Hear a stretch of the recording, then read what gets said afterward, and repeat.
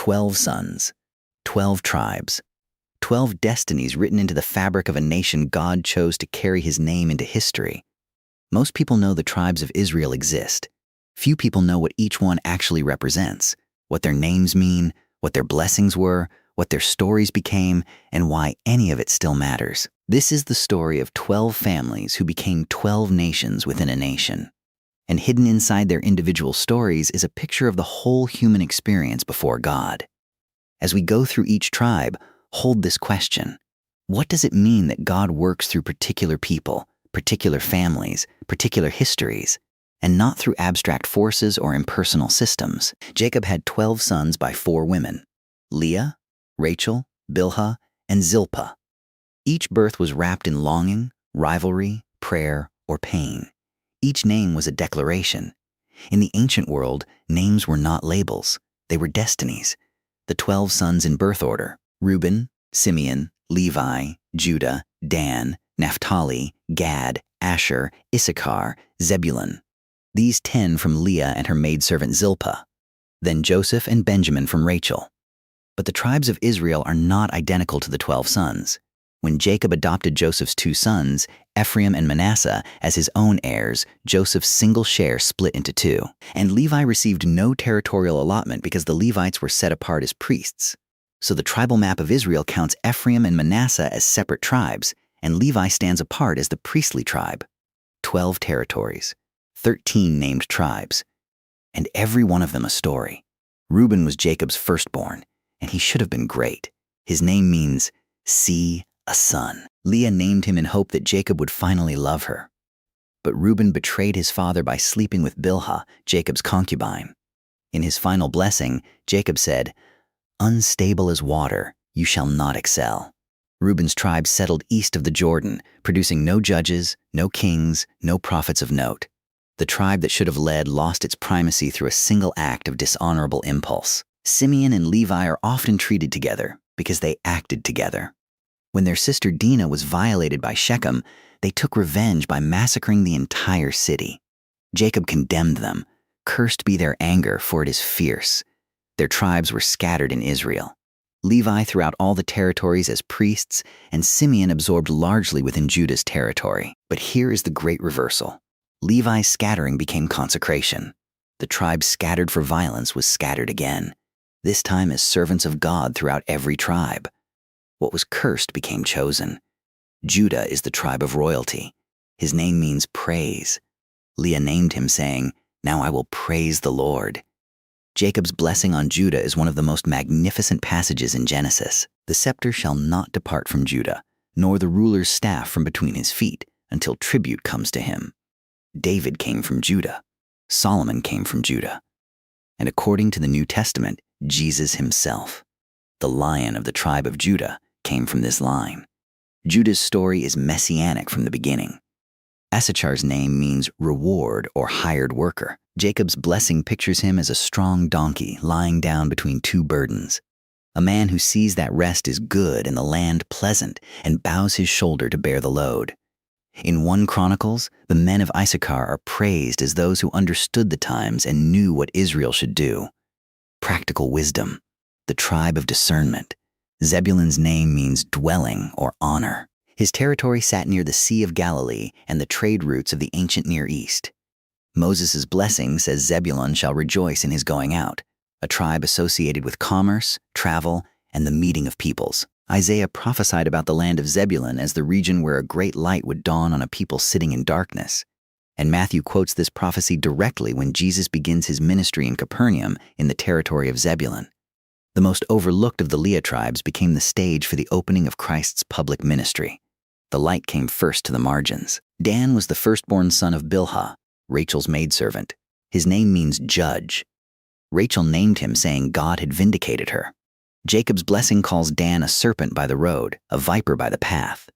The tribe of Dan produced Samson, the most flamboyant and self-destructive judge in Israel. Dan was also the first tribe to fall into serious idolatry, setting up their own shrine and priesthood in the north. In the book of Revelation's list of the sealed tribes, Dan is conspicuously absent. The tribe named for judgment became a warning about the judgment that follows idolatry.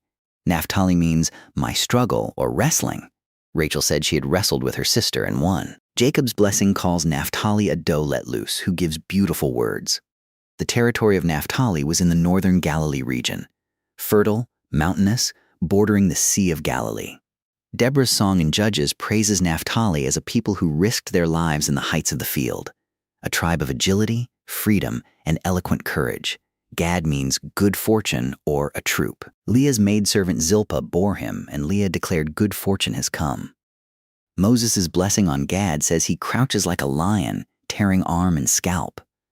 Gad's territory was east of the Jordan, frontier land, exposed to raids, requiring warriors. The Gadites in David's army are described in 1 Chronicles as lion-faced men, swift as gazelles, ready for battle. Asher means happy or blessed. His name comes from Leah's declaration of happiness at his birth. Jacob's blessing says Asher's food shall be rich, and he shall yield royal delicacies.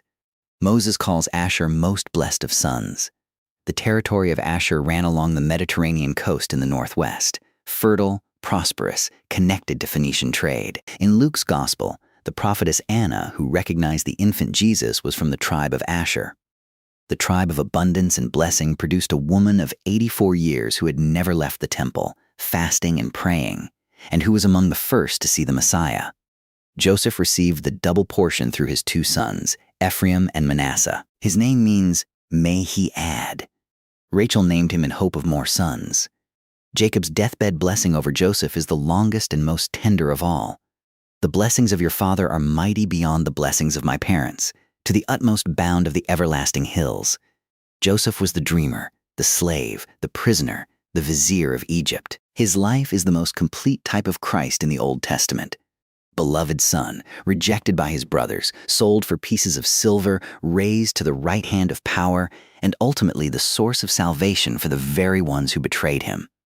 Ephraim and Manasseh inherited Joseph's double blessing. Manasseh was the firstborn, but Jacob crossed his hands and gave the greater blessing to Ephraim, the younger. And when Joseph tried to correct him, Jacob refused. The pattern repeats throughout Genesis, the younger over the older. Isaac over Ishmael, Jacob over Esau, Joseph over his brothers, Ephraim over Manasseh.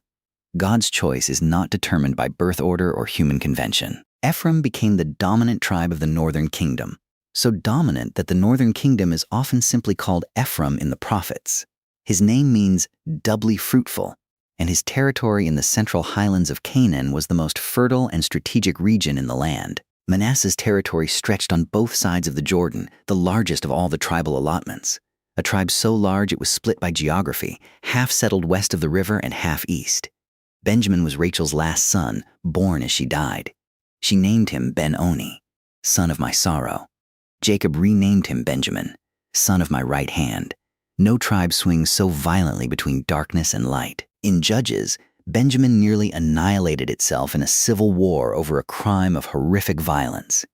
Yet from Benjamin came Saul, Israel's first king. And from Benjamin came Paul, the apostle who called himself the least of all saints, born at the wrong time, a persecutor transformed into the greatest missionary in church history.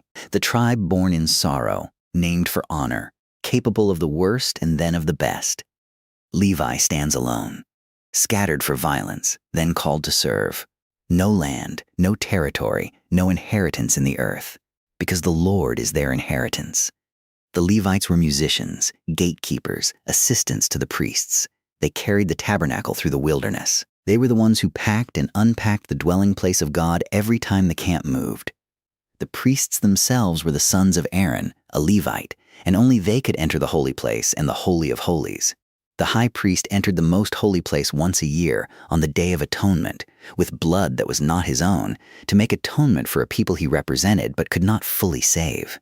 The entire Levitical system was a shadow pointing forward to one who would enter once for all. In the wilderness, when Israel made the golden calf and Moses came down from the mountain with the tablets shattered in his hands, he stood at the gate of the camp and called out, "Whoever is on the Lord's side, come to me." The Levites gathered around him. That act of consecration, costly, painful, turning even against family, was the moment Levi's curse became Levi's calling. The anger that once destroyed a city was redirected into holy service. The tribe cursed for being too violent with the sword was given the sword of discernment, the ability to distinguish between holy and common, between clean and unclean, between the presence of God and the absence of it. What God redeems, he does not merely forgive, he repurposes. 12 tribes, 12 stories, and underneath them all, a single God who works through broken families, disgraced firstborns, murderous brothers, grieving mothers, and dying women naming their last sons in both sorrow and hope. None of these tribes were chosen because they were great. Most of them were chosen despite everything that made them ordinary or worse. Reuben was unstable as water. Simeon and Levi were violent enough to massacre a city. Judah was morally compromised, sleeping with his daughter-in-law, thinking she was a prostitute, before his tribe became the royal line. Dan slid into idolatry so thoroughly that it was erased from the tribal roll in Revelation. Benjamin nearly destroyed itself in a civil war and had to be reconstituted from kidnapped wives. Issachar was content to be a hired hand. Naphtali and Zebulun were so obscure that most Bible readers could not tell you a single story about them. And yet, through Judah came the king, through Levi came the priesthood, through Benjamin came the apostle, through the tribe of the dying mother came the son of the right hand. The tribes of Israel are not a catalog of heroes. They are a record of God working through exactly the kind of material he always works through. Fallen people in broken families, in real history, with real failures, who are nevertheless caught up in a purpose larger than any of them could see. That is still how it works.